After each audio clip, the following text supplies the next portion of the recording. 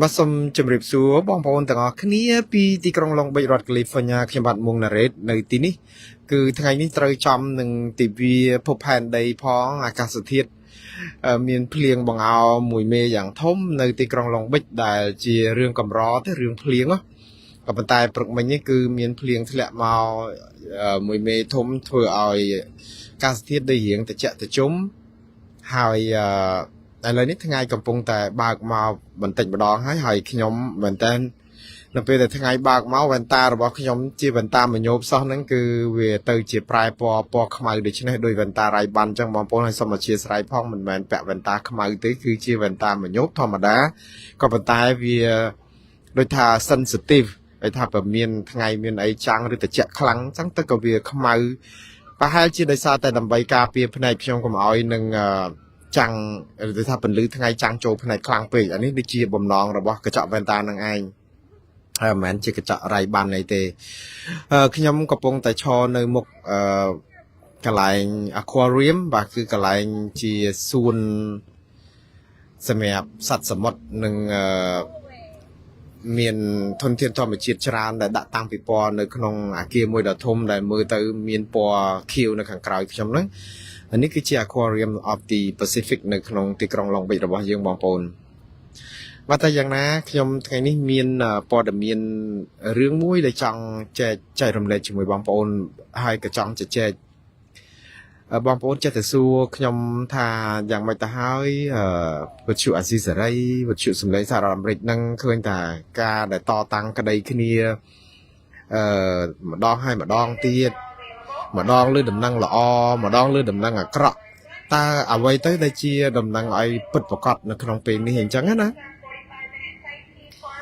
បាទជាការពិតគឺដូចខ្ញុំបានជម្រាបហើយថាមិនមានការវិវត្តអីថ្មីគួរឲ្យកត់សម្គាល់ទៀតទេក៏ប៉ុន្តែមកដល់ពេលនេះខ្ញុំជឿថាតាំងពីតុលាការបានសម្រេចឲ្យវិទ្យុអាស៊ីសេរីឈ្នះក្តីហើយឲ្យវិទ្យុសម្លេងសហរដ្ឋអាមេរិកឈ្នះក្តីមួយលើកជាពីរលើកមកនោះគឺវារឹតតែបញ្ជាក់ឲ្យច្បាស់ថា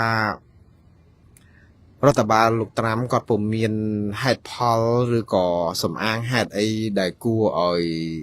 ថាធ្ងន់ឬក៏អាចដាក់បន្ទុករហូតដល់ឲ្យចៅក្រមតុលាការនឹងផ្លាស់ចិត្តឬក៏អាចថាសម្រេចដើម្បីគ្រប់គ្រងជំហរនៅក្នុងការផ្ដាច់លុយរបស់វិទ្យុអាស៊ីសេរីនិងវិទ្យុសម្លេងសហរដ្ឋអាមេរិកនោះទេដូច្នេះរឿងនេះគឺតែវាច្បាស់អញ្ចឹងហើយរឿងនីតិវិធីដែលនៅសល់ហ្នឹងគ្រាន់តែនៅសល់តែតកតងថាតើពួកគាត់នឹងរងចាំដល់យូរប៉ុណ្ណានៅពេលដែលមុននឹងចប់នីតិវិធីតុលាការព្រោះអីនៅពេលដែលតុលាការមួយជាន់ថ្នាក់ឬក៏តុលាការមួយហើយមួយទៀតនាំគ្នាសម្រេចបែរជាឲ្យវិទ្យុទាំងពីរនេះឬក៏វិទ្យុ3ទៅហើយដែលឈ្នះក្តីណាទាំងវិទ្យុសម្លេងរ៉ុបសេរីផងដូច្នេះមើលទៅគឺខាងរដ្ឋបាលលោកត្រាំគាត់ចង់មិនចង់គាត់ចាញ់ក្តីម្ដងហើយម្ដងទៀតហើយដូច្នេះវាមិនមានស្អីមួយដែលថាគិតថារឿងនេះនឹងធ្វើឲ្យរដ្ឋបាលលោកត្រាំឈ្នះក្តីទេប៉ុន្តែគាត់នៅតែតតាំងក្តីនឹងជាដរាបរហូតដល់ទីបញ្ចប់ដែរដើម្បីបង្ហាញអំពីថាជំហររបស់គាត់ធ្វើនឹងតើវាមិនខុសហើយតុលាការក៏គេប្រាប់ថាធ្វើនឹងខុសហើយផ្ទុយរដ្ឋធម្មនុញ្ញសម្អាងហេតុអីអញ្ចឹងទៅគេបានបញ្យល់ដែរឥឡូវយើងងាកមកពីរឿងថាតើបងប្អូនត្រូវធ្វើអីតទៅទៀតឬក៏យ៉ាងម៉េចដែរដែលបងប្អូនជាអ្នកស្ដាប់នៅតន្ទឹងរង់ចាំយូរប៉ុណ្ណាហើយទាំងអ្នកគ្រប់គ្រងទាំងអ្នកមិនគ្រប់គ្រងអ្នកខ្លះក៏សាតនៅពេលដែលឮសូរគេបិទវិទ្យុអាស៊ីសេរីអ្នកខ្លះគ្នាក៏ភ័យក៏មានការសោកសង្រេងព្រួយបារម្ភនៅពេលដែលបាត់វិទ្យុអាស៊ីសេរីនិងសម្លេងសហរដ្ឋអាមេរិកព្រោះអីជាប្រភពព័ត៌មានដែលពួកគាត់ដែលថាអាចជឿទុកចិត្តបានជាងការដែលស្ដាប់តែប្រព័ន្ធឃោសនារបស់រដ្ឋាភិបាលដែលជាឧបករណ៍ឃោសនាជួនកាលផ្សព្វផ្សាយព័ត៌មានប្រជាពិធនិងស្ទើរតែគ្រប់ពេលលេងអញ្ចឹងដូច្នេះគាត់បាត់ប្រភពព័ត៌មានហ្នឹងធ្វើឲ្យពួកគាត់អាចថាទន្ទឹងរង់ចាំយូរដែរហើយក្នុងពេលហ្នឹងក៏មានអ្នកដែលសាតហ្នឹងគឺរហូតតទៅមានសារឌឺដងជប់លៀងល្អឲ្យបងប្អូនខាងវិទ្យុសម្លេងសហរដ្ឋអាមេរិកនិងវិទ្យុអាស៊ីសេរីហ្នឹងដាច់ថវិកាទៅឲ្យដាច់ខ្យល់អីអញ្ចឹងទៅគឺសប្បាយបែបនេះទៅវិញ ដោយចោទថាពួកគាត់ធ្វើព័ត៌មានហ្នឹងគឺជាការញុះញង់បំផ្លិចបំផ្លាញសង្គមអីលក្ខណៈតែផ្ទុយទៅវិញគឺជាក្រុមរបស់ពួកគាត់ទេដែលនាំគ្នាធ្វើនយោបាយប្រជាពិធបំផ្លិចបំផ្លាញសង្គមផ្សព្វផ្សាយព័ត៌មានមិនពិតបំផិតបំភ័យខ្មៅទៅជាទៅចង់និយាយសទៅជាខ្មៅល្អទៅជាអាក្រក់បាត់ដៃខ្នងដៃគឺដូចថាត្រឡប់តលិនស្អែកតែពួកគាត់ចង់ត្រឡប់បានណាដូច្នេះនៅក្នុងរឿងនេះហើយដែលខ្ញុំគិតថាខ្ញុំចង់ជម្រាបជូនបងប្អូនថានៅពេលដែលបងប្អូននាំគ្នាអេត្រេកអសាតហើយបច្ចេកអង្គដើម្បីបន់ឲ្យស្ថានីយ៍វិទ្យុសំឡេងសារអាមេរិកនិងវិទ្យុសំឡេងសារអាមេរិកបានបិទឲ្យឆាប់ទៅព្រោះធូរទ្រូងអស់លោកក៏ប៉ុន្តែវាធូរទ្រូងតែមនុស្សប្រមាណក្រុមហ្នឹងទេអ្នកដែលតឹងទ្រូងស្ទើរធ្លាយនេះគឺប្រជាពលរដ្ឋទាំងអស់ដែលគ្មានសម្លេងហើយត្រូវការសម្លេងនិងព័ត៌មានពិតណាដូច្នេះយើងក្បត់ឧត្តមគតិនិងមនសិការនិងឆន្ទៈរបស់ប្រជាពលរដ្ឋទូទាំងប្រទេសខ្ញុំជឿថាអ្នកនៅក្នុងជួរគណបកប្រជាជនកម្ពុជាឬក៏រដ្ឋាភិបាលសពថ្ងៃក៏បានប្រយោជន៍ពីការស្ដាប់វិទ្យុឯករាជ្យឬក៏ថាសេរីទាំងអស់នោះដែរជាងការស្ដាប់តែប្រភពពីរដ្ឋាភិបាលដែលយើងដឹងហើយថាជាឧបករណ៍ឃោសនាគ្រាន់តែបន្លប់ស្ថានភាពអញ្ចឹងណាខ្ញុំគិតថាអ្វីដែលរឿងដែលមិនគួរសារតហើយក៏មិនគួរការຕົកអីពេកដែរមិនគួរសារតហ្នឹងគឺមិនមែនបានន័យថាឃើញលឺសូគេបិទវិទ្យុទាំងពីរនេះស្រាប់តែនាំគ្នាអេចអញ្ចឹងហើយភ័យពេកហ្នឹងបងប្អូនដែលលឺសូវិទ្យុទាំងអស់នេះបិទក៏នាំគ្នានឹងភ័យព្រួយមែនតើរហូតតតែអ្នកខ្លះអត់បាយកាហាយទឹករងចាំ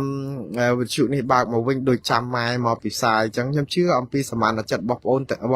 ស់គ្នាទាំងអ្នកគាំទ្រទាំងអ្នកជំទាស់ហើយអញ្ចឹងក៏ប៉ុន្តែការពិតគឺវានៅតែជាការពិតទេគឺបងប្អូនប្រជាពលរដ្ឋស្រេកឃ្លានព័ត៌មានពិតអញ្ចឹងបើសិនជាស្រេកឃ្លានបងប្អូននឹងតន្ទឹងរង់ចាំហើយអ្នកដែលចង់ផ្ដល់ព័ត៌មានពិតនោះក៏គ្នាមិននៅស្ងៀមដែរមិនចំពោះថាវិទ្យុអាស៊ីសេរីឬក៏វិទ្យុសម្លេងសហរដ្ឋអាមេរិកនេះអស់ថវិកាឬមិនអស់ថវិកាខ្ញុំនៅតែមានជំនឿចិត្ត 100% ថាអ្នកដែលធ្លាប់ធ្វើការនៅវិទ្យុអាស៊ីសេរីនឹងប្រហែលមិនបោះបង់ចោល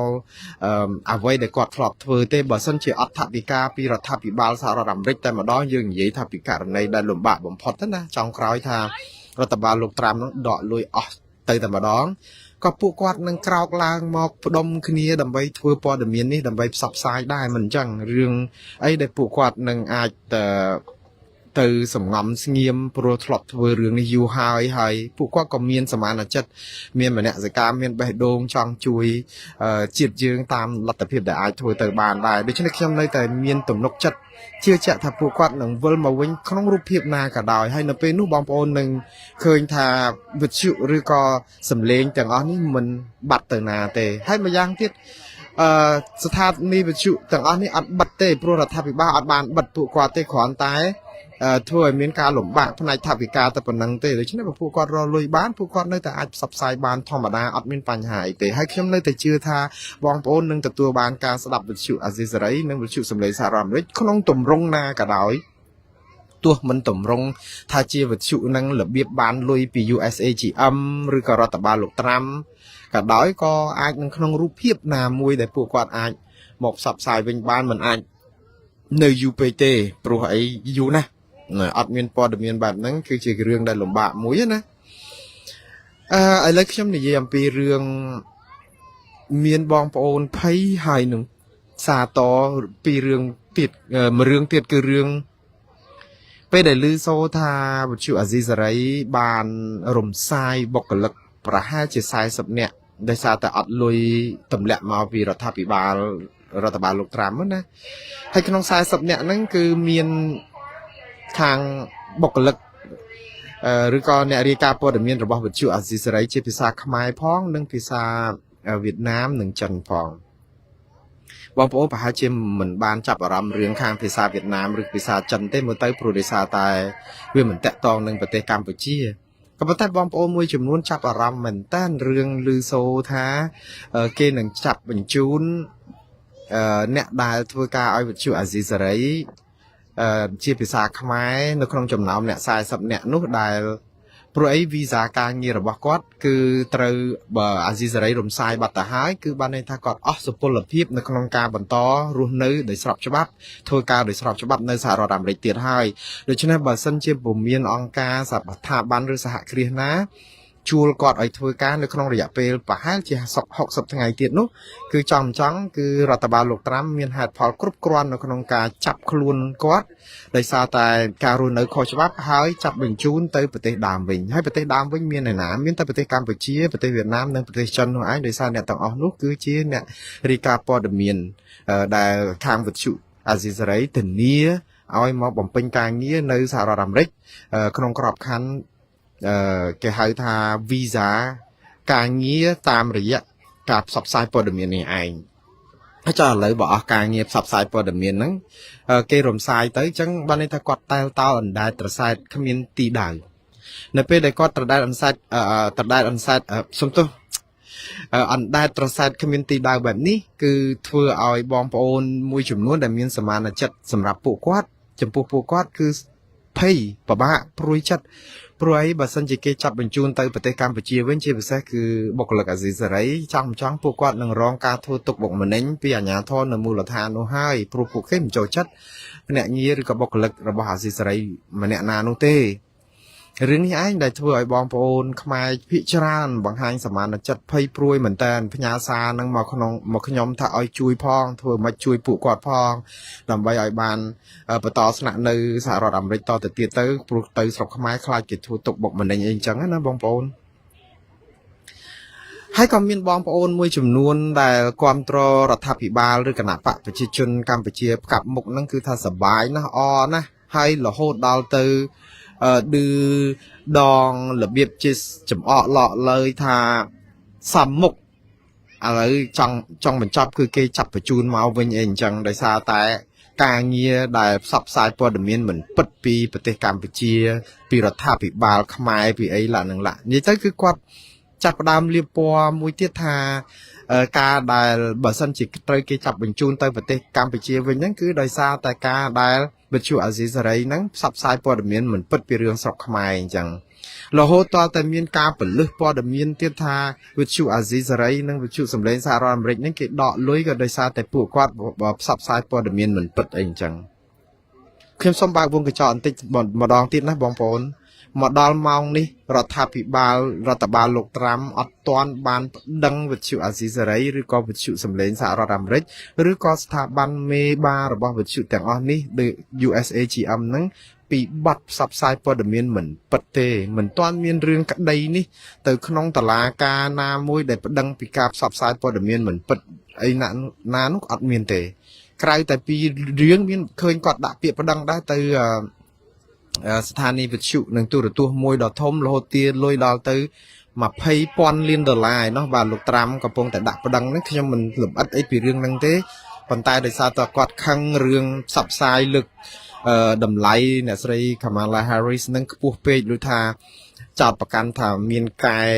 កិច្ចសម្ភាសនឹងឲ្យស្ដាប់ទៅឮល្អដើម្បីឲ្យអ្នកស្រីជាប់ឆ្នោតអីអញ្ចឹងទៅហើយអានេះជាការប្រកួតប្រជែងមិនសមមិនគេហៅថាមិនយុត្តិធម៌អីអញ្ចឹងគឺគាត់ថាប្រព័ន្ធផ្សព្វផ្សាយមិនត្រូវផ្សព្វផ្សាយលំអៀងឲ្យបេក្ខជនណាមួយអញ្ចឹងទេត្រូវតែផ្សព្វផ្សាយឲ្យស្មើភាពគ្នាព្រោះបេក្ខជនប្រធានាធិបតីដូច្នេះគឺប្រជាពលរដ្ឋដែលស្ដាប់មកបើថាប្រព័ន្ធផ្សព្វផ្សាយនឹងលំអៀងគឺវាធ្វើឲ្យអ្នកបោះឆ្នោតនឹងលំអៀងទៅតាមហ្នឹងហើយដោយសារតែលោកចោតប្រកាន់បែបហ្នឹងគឺទារលុយគេរហូតដល់ទៅ$2,000 លានហើយរឿងនេះគឺមិនដឹងថាតើដំណើរការក្តីយ៉ាងម៉េចនៅឡើយទេប៉ុន្តែខ្ញុំចង់ងាកមកវិញបងប្អូនវាអត់មានឯកសារអត់មានពាក្យបណ្ដឹងណាមួយដែលបណ្ដឹងវិទ្យុអាស៊ីសេរីនិងវិទ្យុសម្លេងសហរដ្ឋអាមេរិកពីបទដែលថាគាត់ផ្សព្វផ្សាយព័ត៌មានមិនពិតឬក៏អ្វីដែលធ្វើឲ្យគេបិទទេណាគាត់តែគាត់ចោទប្រកាន់ថាឆ្វេងនិយមរឿងដែលមិនគ្រប់គ្រងរដ្ឋបាលលោកត្រាំតែប៉ុណ្្នឹងទេប៉ុន្តែបើឲ្យស្អីណាទៅផ្សព្វផ្សាយព័ត៌មានមិនពិតពីស្រុកខ្មែរពីស្រុកចិនពីស្រុកយៈណាអត់មានសោះអត់មានដែលមានពាក្យបណ្ដឹងបែបហ្នឹងនេះចឹងបើសិនជាបងប្អូនណាក៏ដោយសកម្មជនណាអ្នកគ្រប់គ្រងគណៈបកប្រជាជនផ្កាប់មុខឬក៏រដ្ឋាភិបាលកម្ពុជាផ្កាប់មុខឯណាមកបង្ហាញព័ត៌មានអកុសលបែបនេះគឺជាការបោកប្រាស់ ផ្សព្វផ្សាយព័ត៌មានបំពិតក្នុងចេតនាមួយគឺធ្វើឲ្យមានការភ័ន្តច្រឡំតែប៉ុណ្្នឹងឯងដូច្នេះសរុបសេចក្តីមកវិញគឺស្ថានីយវិទ្យុអាស៊ីសេរីនិងវិទ្យុសំឡេងសហរដ្ឋអាមេរិកមិនបានផ្សព្វផ្សាយព័ត៌មានណាដែលប្រឆាំងពីការពិតរហូតទាល់តែរដ្ឋបាលលោកត្រាំអាចប្តឹងផ្ដាល់ដើម្បីឲ្យផ្ដាច់ថវិកាទេក្រៅតែពីលេសម្យ៉ាងគឺរដ្ឋបាលលោកត្រាំចង់រក្សាសន្សំលុយអញ្ចឹងហើយមិនចូលចិត្តស្ថាប័នព័ត៌មានទាំងអស់នេះដែលនិយាយបកអាក្រាតអំពីទង្វើមិនត្រឹមត្រូវរបស់រដ្ឋាភិបាលផងដែរព្រោះគេជាស្ថាប័នឯករាជ្យតែប៉ុណ្្នឹងទេអញ្ចឹងគ្រោះធំបំផុតរបស់វិទ្យុអាស៊ីសេរីនិងវិទ្យុសំឡេងសហរដ្ឋអាមេរិកនិងស្ថាប័ន USAGM ដែលត្រូវរដ្ឋបាលលោកត្រាំដកលុយនេះគឺថាផលវិបាកដែលការពិតមួយដែលនាំឲ្យមានទម្ងន់ធ្ងន់ដែលខ្លួនត្រូវគេដកលុយនេះគឺដោយសារតែខ្លួននិយាយការពិតតែប៉ុណ្្នឹងឯងដូច្នេះនិយាយទៅគឺគ្រោះរបស់គាត់គឺគ្រោះនិយាយការពិតដែលធ្វើឲ្យគេដកលុយអញ្ចឹងអត់មានរឿងការនិយាយមិនពិតដោយអស់លោកចោតប្រកាន់ទេដូច្នេះសរុបសេចក្តីមកវិញគឺឃើញទេហេតុផលដែលវិទ្យុអស់នេះគឺត្រូវគេធ្វើទុកបុកម្នេញគឺដោយសារតែរឿងនិយាយការពិតហើយសួរថាឲ្យពួកគាត់ឈប់និយាយការពិតឬក៏យ៉ាងម៉េចនិយាយរួមគឺវិទ្យុអាស៊ីសេរីនិងវិទ្យុសំឡេងសហរដ្ឋអាមេរិកនិងវិទ្យុសេរីដទៃទៀតនៅក្នុងប្រព័ន្ធ USAGM នេះគឺបើយើងនិយាយអំពីសារធាតុឬក៏សារជាតិនៃទឹកឃ្មុំគឺការផ្អែមភាពផ្អែមអញ្ចឹងបើសិនជាទឹកឃ្មុំអស់មានផ្អែមតើវាមានទឹកឃ្មុំថាកើតទៅទៀតទេសារជាតិនៃអំបិលគឺជាតិប្រៃចុះបើអស់ជាតិប្រៃតើយើងហៅថាជាអំបិលកើតទៀតទេសារជាតិនៃក្រូចឆ្មាគឺភាពជូរបើអស់ភាពជូរហើយតើយើងហៅក្រូចឆ្មាកើតទេសារជាតិនៃម្ទេសគឺភាពហឹរចុះបើអស់ភាពហឹរហើយតើយើងហៅតាមម្ទេសណាអញ្ចឹងមិនមែនខ្មែរមានម្ទេសណាមិនហឹរអីអញ្ចឹងគេមានដូចជាសុភាសិតអីអញ្ចឹងដូច្នេះសារជាតិនៃដែកគឺភាពរឹងរបស់វាចុះបើអត់រឹងដូចដែកតើយើងរឹងដូចអីដូច្នេះសរុបសេចក្តីមកវិញគឺសារជាតិនៃវិទ្យុអាស៊ីសេរីនិងសំឡេងសហរដ្ឋអាមេរិកឬក៏ប្រព័ន្ធផ្សព្វផ្សាយរបស់ USAGM នេះគឺការផ្សព្វផ្សាយព័ត៌មានពិត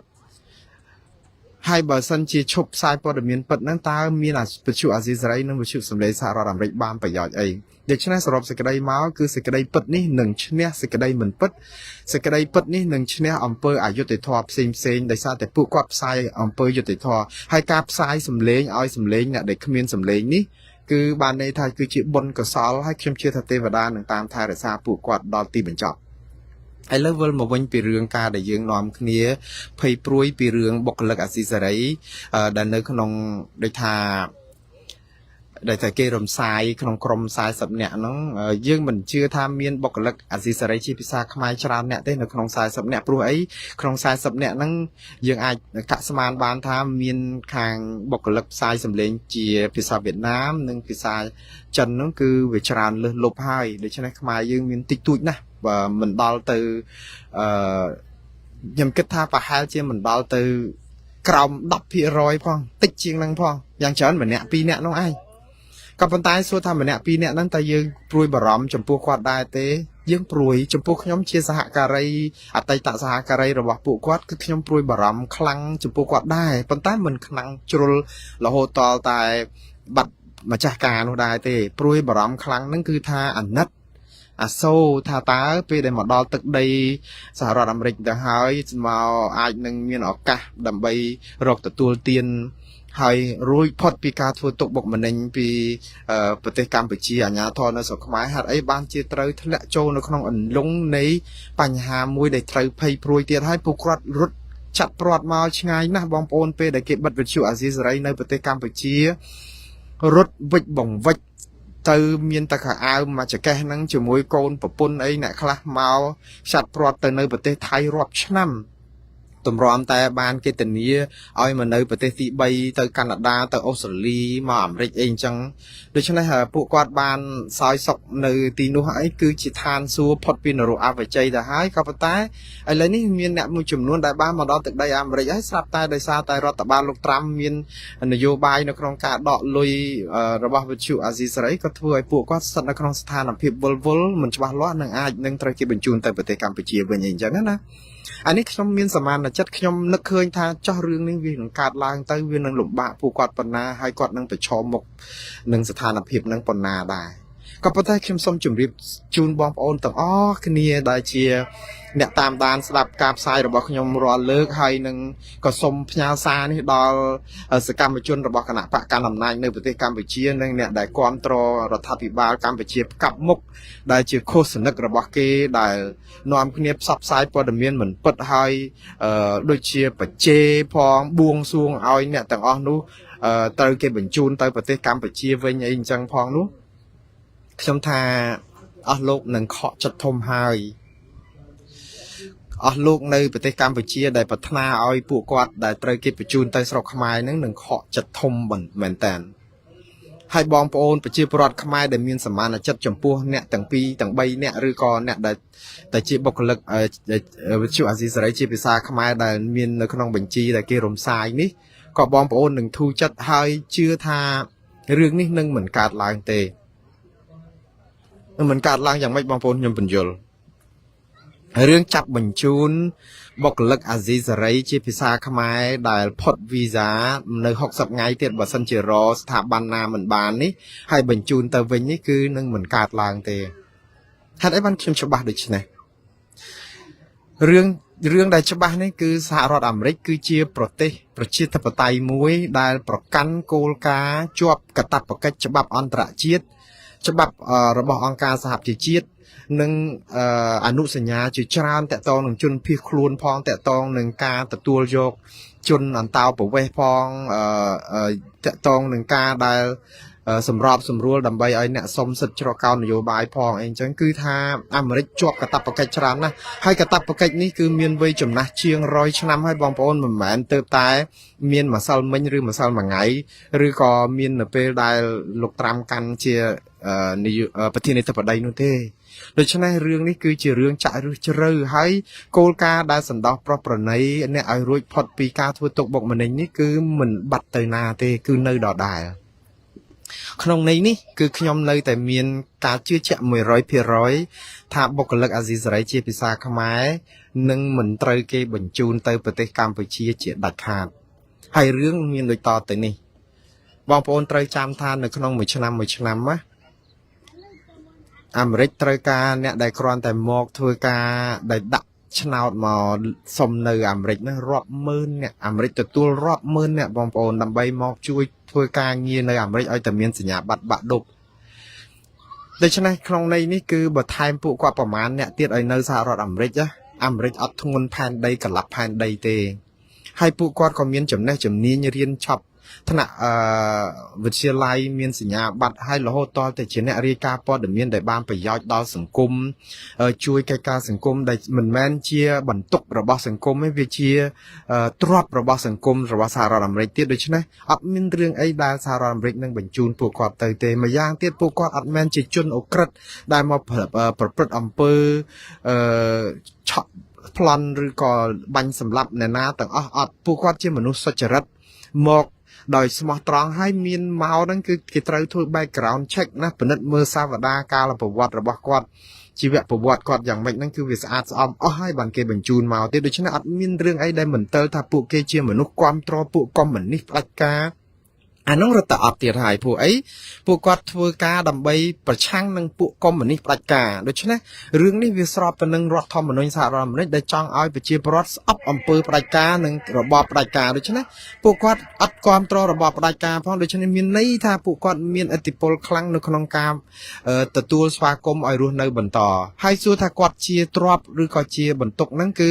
ចំណេះជំនាញរបស់គាត់អាចប្រើប្រាស់បាននៅក្នុងវិស័យផ្សេងៗហើយខ្ញុំជឿថានៅក្នុងរយៈពេល60ថ្ងៃនេះបើសិនជាអត់មានអង្គការស្ថាប័នណាដែលអាចធានាគាត់ដើម្បីឲ្យធ្វើការវិញព្រោះអីតែចាប់វីសាហ្នឹងគឺគាត់នឹងរស់នៅខុសច្បាប់ខ្ញុំជឿថាគៀកថ្ងៃមែនតើឧទាហរណ៍នៅសល់ប្រហែលជា2-3អាទិត្យទៀតបើគាត់ថាចៃដន្យថារកការងារមិនបានធ្វើចោះអត់មានតកែណាគេធានាគាត់ដើម្បីឲ្យគាត់បន្តការងារហ្នឹងគាត់នៅតែអាចដាក់ពាក្យសុំសិទ្ធិជ្រកកោនផ្នែកនយោបាយបានទេបងប្អូនអត់មានបញ្ហាអីទាំងអស់ហើយនៅពេលដែលគាត់សរសេរពាក្យសុំសិទ្ធិជ្រកកោនផ្នែកនយោបាយភ្លាមគឺ USCIS គឺខាងអន្តោប្រវេសន៍និងសញ្ជាតិរបស់សហរដ្ឋអាមេរិកគឺនឹងចេញជាលិខិតទទួលស្គាល់មួយភ្លាមថាគេទទួលបានពាក្យសុំសិទ្ធិជ្រកកោនផ្នែកនយោបាយដោយសារថា hạt Paul គឺគាត់ទៅប្រទេសកម្ពុជាវិញអត់បានគេនឹងធ្វើទុកបុកម្នេញដូច្នេះគេនឹងឲ្យគាត់ស្នាក់នៅបណ្ដោះអាសន្ននៅសហរដ្ឋអាមេរិករហូតទាល់តែបណ្ដឹងរបស់គាត់នឹងត្រូវបានដោះស្រាយហើយតែដាក់ពាក្យបណ្ដឹងសុំសិទ្ធិចរកោននេះមកដោះស្រាយ5ឆ្នាំបងប្អូន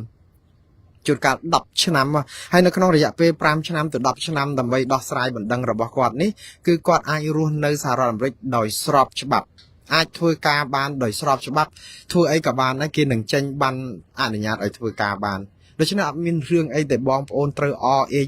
ថាគេនឹងចាប់បញ្ជូនទៅវិញខ្ញីអីចឹងបាទបងប្អូនខកចិត្តហើយនៅពេលដែលឮដំណឹងនេះច្បាស់ជាខកចិត្តធំមែនតើហើយខ្ញុំ100%ខ្ញុំជឿជាក់ច្បាស់ថាពួកគាត់ទាំងអស់នេះនឹងមិនត្រូវគេបញ្ជូនទៅណាទេហើយខ្ញុំជឿថាស្ថាប័នទាំងអស់ទាំងសហជីពទាំងអីគេនឹងតស៊ូមតិដើម្បីធ្វើយ៉ាងម៉េចឲ្យពួកគាត់បានបន្តរស់នៅសហរដ្ឋអាមេរិកឲ្យខាងតែបានហើយខ្ញុំជឿថាសហគមន៍ក៏គេនឹងជួយតវ៉ាគាត់ដើម្បីឲ្យបាននៅដែរហើយខ្ញុំថារឿងនេះ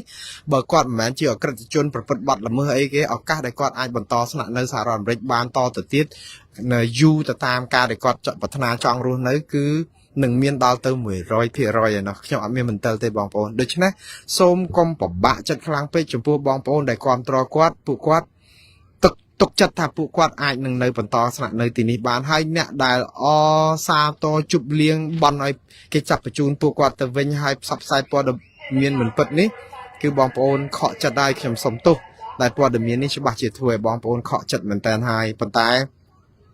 ខកចិត្តនឹងអំពើបាបបែបនេះបងប្អូននឹងទទួលបានអំពើបាបទ្វេដងទៅទៀតព្រោះអីយើងរីករាយនៅក្នុងកំណរទុកអ្នកដតីអាហ្នឹងមិនមែនជាសេរីសួស្តីជ័យមង្គលទេវាជាអពមង្គលវាជាឧបទ្រពចង្រៃដែល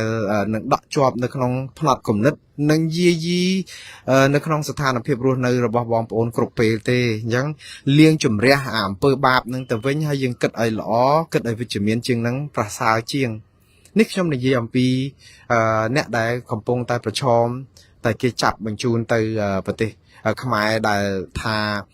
អត់ការងារនិយាយទៅគឺពួកគាត់នឹងមានការងារធ្វើតាមធម្មតាហើយនឹងអាចដាក់ពាក្យសុំសិទ្ធិជ្រកកោននយោបាយឬក៏មានវិធី100មុខទៀតដើម្បីឲ្យពួកគាត់អាចរស់នៅសហរដ្ឋអាមេរិកបានដោយស្របច្បាប់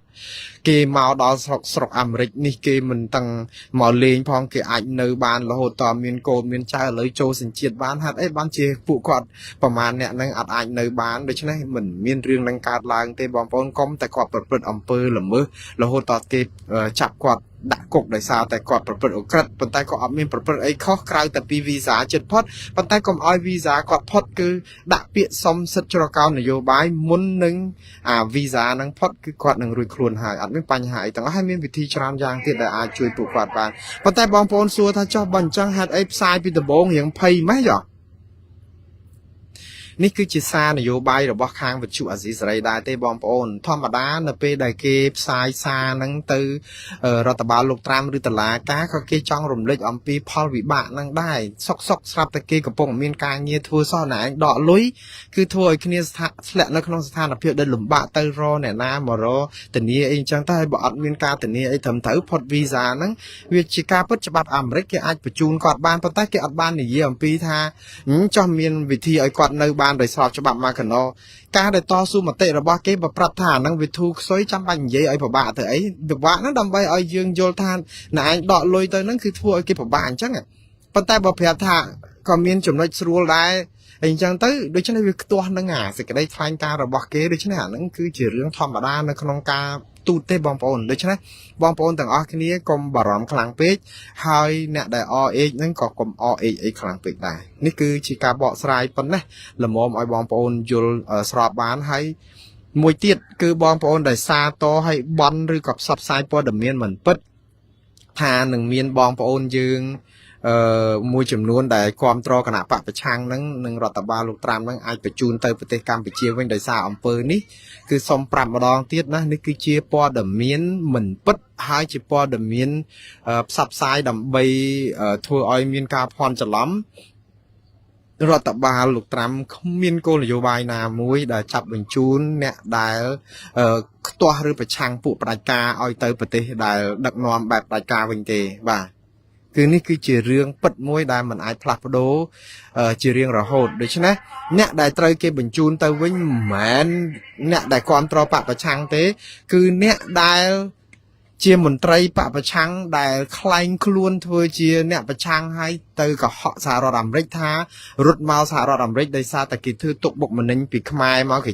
តាមចាប់ប្រផាត់ចាប់ប្រភីហើយតទៅពេលគេឲ្យសិទ្ធិច្រកកោនផ្នែកនយោបាយហើយស្រាប់តែនាំគ្នាចោះចូលទៅគណៈបកកណ្ដាលអំណាចដែលខ្លួនគិតថាជាបកកុម្មុយនីសហើយដឹកនាំបែបកុម្មុយនីសផ្ដាច់ការហើយតាមធ្វើទុកបុកម្នេញបងប្អូន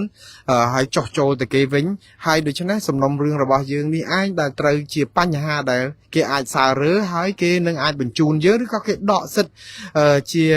អ្នកដែលមានសិទ្ធិច្រកកោននៅអាមេរិកទៀតដោយសារអីយើងលែងមានការធ្វើទុកបុកម្នេញនឹងហើយបានន័យថាយើងត្រូវគ្នាជាមួយនឹងរបបឬការដឹកនាំបែបកុម្មុយនីសវិញទៅហើយយើងក៏ហក់គេពីដើមឡើយអញ្ចឹងពេលនេះគឺយើងនឹងត្រូវគេចោទពីបទកុហកនៅក្នុងសំណុំរឿងអញ្ចឹងបើយើងកុហកគេពីដើមទីមកបានន័យថាអ្វីដែលបានជាឯកសារដើម្បីភាពស្របច្បាប់របស់យើងគឺបានតាមរយៈការកុហកបោកប្រាស់ដូច្នេះអ្វីចាត់ទុកជាមោឃៈបងប្អូនកុំជ្រុលពេកណាបងប្អូនខ្ញុំប្រាថ្នាថាកុំឲ្យមានរឿងនេះកើតឡើងឲ្យសោះព្រោះខ្ញុំនៅតែគិតថាបងប្អូនដែលបានរស់នៅសហរដ្ឋអាមេរិកហើយសូមបងប្អូនសោយសុខហើយធ្វើអំពើល្អឲ្យបានច្រើនហើយជួយស្រឡាញ់ជាតិយើងឲ្យបានច្រើនហើយកុំធ្វើអីប្រទេសផ្ដាស់ដែលខុសច្បាប់អាមេរិកហើយកុំធ្វើឲ្យផ្កើនពេកណាកុំផ្កើនដាក់គេខ្លាំងពេកថាគេមិនហ៊ានធ្វើអីកុំនេះគឺរឿងចុងនឹងកប់ទេបងប្អូនគឺកប់អាចហើលើមេឃកប់ហើតែឯងខ្លាចហើទាំងគូអូនឯងកុំទៅយូរខ្លាចបងបានគេអីហ្នឹងកប់ហើចោះប៉ុន្តែជុងនៅចាំណាដូច្នេះកុំជ្រុលពេកអ្វីក៏ដោយធ្វើឲ្យវាមានភាពសមរម្យសមល្មមប៉ុណ្ណឹងបានបាទដូច្នេះហើយខ្ញុំសូមស្លេះការផ្សាយរបស់ខ្ញុំត្រឹមប៉ុណ្ណេះចោះតាក់ទងនឹងប្រធានបទពីរឿងស្ថានភាពរបស់បុគ្គលិកអាស៊ីសេរីដែលអាចនឹងថាត្រូវគេប្រឈមនឹងការបញ្ជូនទៅប្រទេសកម្ពុជាវិញនោះខ្ញុំបានជម្រាបបងប្អូនហើយគឺនឹងមិនមានការបញ្ជូនទៅប្រទេសកម្ពុជាវិញទេពួកគាត់នឹងនៅអាចបន្តរស់នៅសហរដ្ឋអាមេរិកយូរតាមដែលអាចធ្វើទៅបានឲ្យតែគាត់ចង់នៅបន្តទៀតបាទហើយនឹងមានវិធីឲ្យគាត់រស់នៅស្រុកអាមេរិកនេះគឺរាប់រយវិធីហើយខ្ញុំមិនជឿថាពួកគាត់ខ្វះតម្រេះនៅក្នុងការធ្វើឲ្យគាត់អាចបន្តរស់នៅសហរដ្ឋអាមេរិកបានហើយបើសិនជាគាត់តល់តម្រេះមែនតាក់ទងខ្ញុំពេលណាក៏បានដែរខ្ញុំស្គាល់មេធាវីខ្ញុំស្គាល់ក្រុមការងារដែលគេជួយការងារនេះបានដោយមិនមានបញ្ហាដើម្បីឲ្យពួកគាត់អាចបន្តរស់នៅស្របច្បាប់បានប៉ុន្តែខ្ញុំនៅតែជឿជាក់ថាអាស៊ីសេរីក៏មានមេធាវីបកកែដែរពួកគាត់មិនបញ្ហានៅក្នុងការរកមេធាវីទេបាទសូមអរគុណបងប្អូនហើយសូមជម្រាបលាបងប្អូនត្រឹមប៉ុណ្ណេះសិនសូមឲ្យបងប្អូនជួបតែសេចក្តីសុខគ្រប់ប្រការទាំងអស់គ្នា